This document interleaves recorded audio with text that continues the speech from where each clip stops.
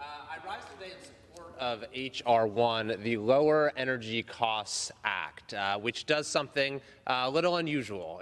For a piece of legislation, it actually does what it says it's going to do. The Lower Energy Costs Act.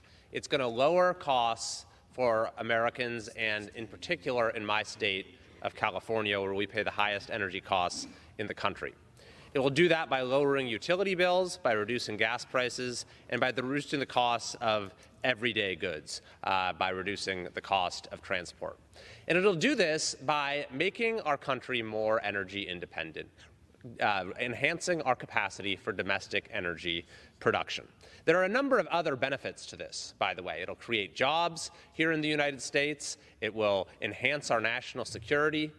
It's much better for the environment than energy produced elsewhere, but it's the affordability facet that I really want to focus on, because that has been my top priority as a member of this new House majority, is focusing on like a laser on reducing the cost of living for Americans who have been crushed under the weight of runaway inflation.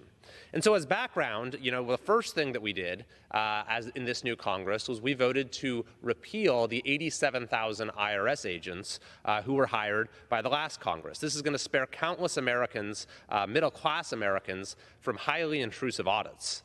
And then the next month, in February, I managed to secure an opinion from the IRS. This was specific to California taxpayers.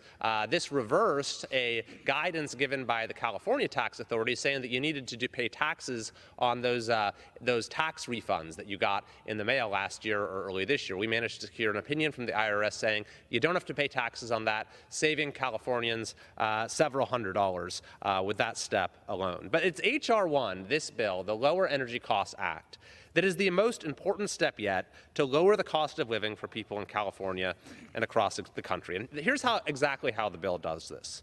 Number one, it's going to reduce your utility bills by repealing $6.4 billion in taxes on natural gas. This was part of the Biden administration's energy program last year, which of course caused gas prices to go over $7 a gallon in many places. But also part of that was a major tax that was placed on natural gas. The nonpartisan Congressional Budget Office has found that this tax is ultimately paid for by Americans through higher home heating costs and utility bills. H.R. 1 repeals this tax, and consumers will pocket those savings through lower utility bills. But the second effect of this legislation will be to reduce gas prices, and that's primarily done through reforming our broken permitting process. Now, this might sound like sort of an arcane issue, but it is fundamental to the high, out-of-control cost of gas that we've been dealing with in this country, where we have a broken permitting process that blocks projects for months, for years, often indefinitely, through never-ending federal reviews, not to mention frivolous litigation. So this bill will streamline the permitting and review process by capping reviews at 1 year for environmental assessments and 2 years for environmental impact statements. More than enough time.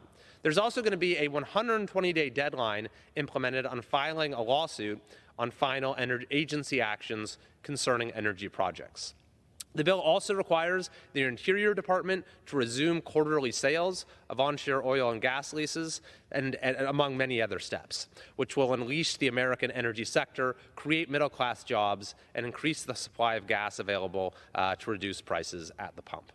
And finally, it's worth mentioning the other overall effect of this bill, which is to reduce the costs of everyday goods and services. By reducing the cost of gasoline, every good transported to a store, whether it's groceries, furniture, or any other everyday necessities, are going to be cheaper to transport, and those savings as well will be passed on to consumers. So I am proud to stand with my colleagues in the new majority in supporting this legislation, in fighting to reduce inflation, and to making the American dream accessible to more people. Thank you, and I yield back.